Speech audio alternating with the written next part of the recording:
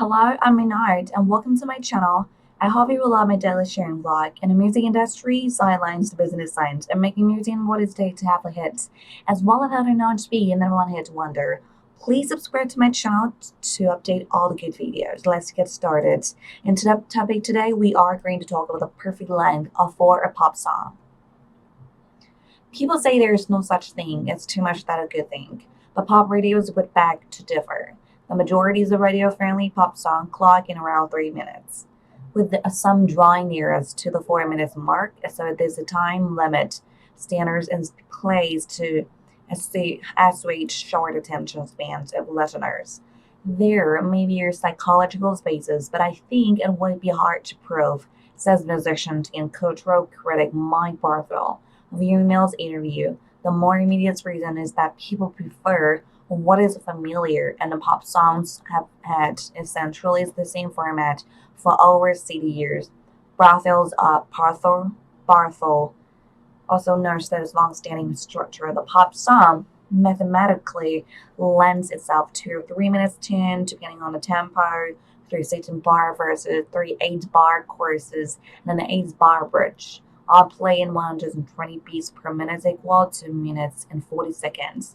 In addition, the preference for shorter songs falls squarely on the limitations of early technology since the first records could only hold 3 or 4 minutes of music per site. But what about now, when people can create songs of any length?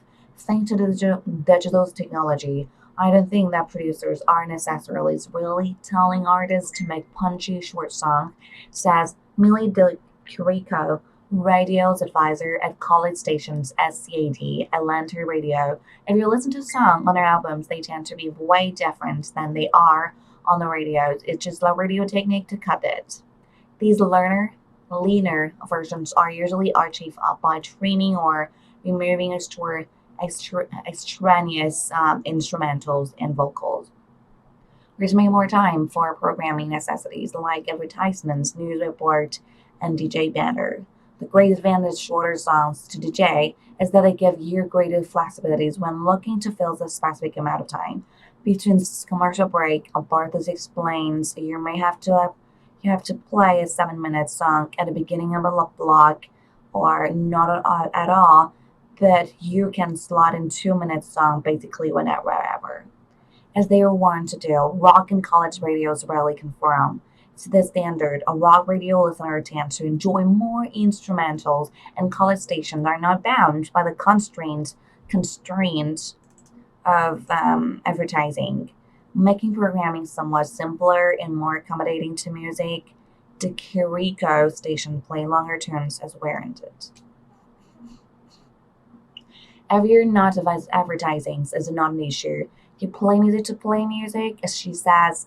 I actually think that if listeners are into the song, they wanted to, it to go on forever. And now that's very cool. The longest running no one hits in the US was 1972, American Pie by Don McLean, which clocked in 8 minutes and 36 seconds.